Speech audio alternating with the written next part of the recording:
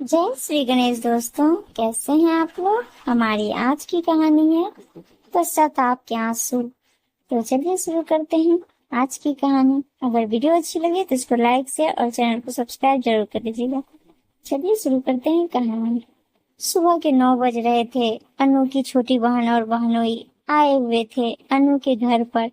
सब मिलकर चाय पी रहे थे। तभी अनु के पति शेखर के पास शेखर के बड़े भाई का फोन आता है कि जल्दी आ जाओ, तुम्हारी भाभी की तबीयत बहुत खराब हो गई है। अनु यानी मैं बहन को घर पर छोड़कर भाई साहब के घर गई। वहां देखा तो जिठानी की तबीयत तो बहुत ज्यादा खराब हो रही थी। उनको फिट पड़ रहे थे। थोड़ी थोड़ी देर में भाई साहब बहुत घबरा रहे थे। भाभी जी अक्सर बीमार ही रहती थी। उसका कारण अपनी शानो शौकत का हवाला देना और ज्यादातर बाजार का खाना पीना। ऐसे समय में मैं ही उनकी देखभाल करती थी।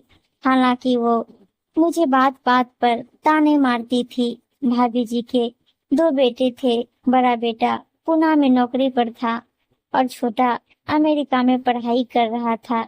इसलिए अक्सर मुझे ही देखभाल करनी पड़ती थी। भाभी जी को किसी तरह उठाकर अस्पताल ले गए। कुछ देर इलाज करने के बाद भी स्थिति कंट्रोल नहीं हो रही थी। डॉक्टर ने हाथ खड़े कर दिए कि हमारे वश में नहीं है कुछ। आप इनके रिश्तेदारों को बुला लें या किसी और अस्पताल में ले जाएं। उनको बराबर फिट पड़ रहे थे और बेहोशी की हालत में थी। डॉक्टर के इतना कहने पर भाई साहब आंखों में आंसू भरकर बोले, अनु शेखर, अब तुम लोग देखो, जो करना हो करो, मुझसे तो कुछ नहीं होगा। शेखर थोड़े हिम्मत वाले थे। फिर बच्चों को फोन किया और भाभी जी को दूसरे अस्पताल में ले जाने की तैयारी करने लगे। दूसरे अस्पताल में डॉक्टर ने देखने के बाद 48 घंटे का समय दिया और इलाज चालू कर दिया। कोशिश करते हैं, ठीक होता है तो ठीक, नहीं तो। लेकिन 30 घंटे के बाद भाभी जी के शरीर में थोड़ी हरकत शुरू हुई। सबके मन में एक उम्मीद की किरण जाग गई। 48 घंटे के बाद भाभी जी को थोड़ा थोड़ा होश आना शुरू हुआ। 3 दिन ऐसे ही बीता। फिर भाभी जी ने आंखें खोली। भाभी का छोटा बेटा तो अमेरिका में था, तो वो तो इतनी जल्दी नहीं आ सकता था। लेकिन बड़ा बेटा और बहू चौथे दिन पुणे से आ गए। तब तक स्थिति काफी कंट्रोल में आ गई थी। अन्नू जी जान से जुटी हुई थी। दिन भर अस्पताल में रहती। घर से अपना शेखर का और भाई साहब का खाना बना कर ले जाती। सारे दिन भाभी जी की देखभाल करती। फिर रात 10 बजे तक घर आ पाती।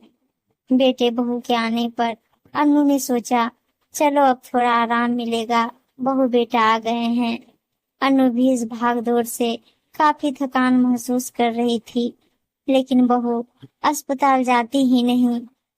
मैं घर संभाल रही हूँ, ऐसा कहकर बहाना बना देती।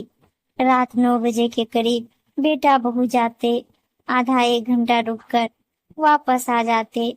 बेटा भी अस्पताल में नहीं रुकना चाहता था, लेकिन भाभी जी के पास रात में रुकने को भी कोई चाहिए था। मजबूरी में बेटा वहां रुकता तो आराम से गहरी नींद सोता और सुबह सुबह वापस घर आ जाता।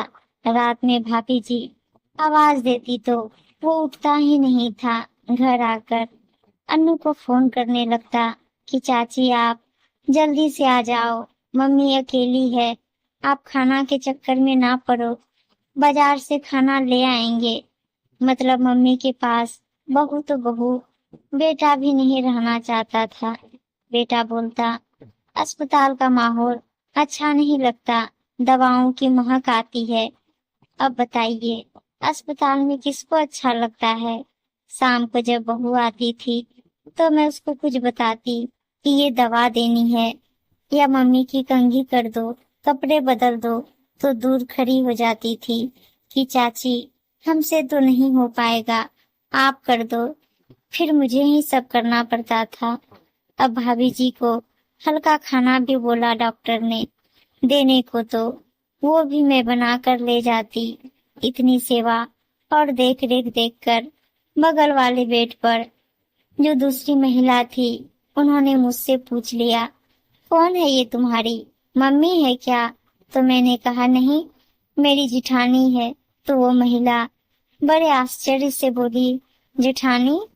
जेठानी के लिए कौन करता है इतना? फिर 15 दिन बाद भाभी जी घर आ गई। भाभी जी हमेशा खूब सारे जेवर पहन कर रखती थी। अस्पताल में डॉक्टर के कहने पर मैंने सब उतार लिए थे, अपने पास रख लिए थे। जब भाभी जी वापस घर आ गई तो मैं वो जेवर वापस करने गई।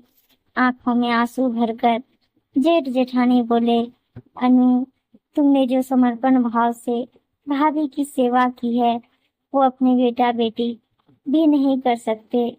तुमने नई जिंदगी दी है भाभी को, तुम्हारी वजह से आज जिंदा है भाभी। मैंने कहा, मैंने तो अपना फर्ज निभाया है, बाकी जिंदगी देने वाला तो ऊपर वाला है।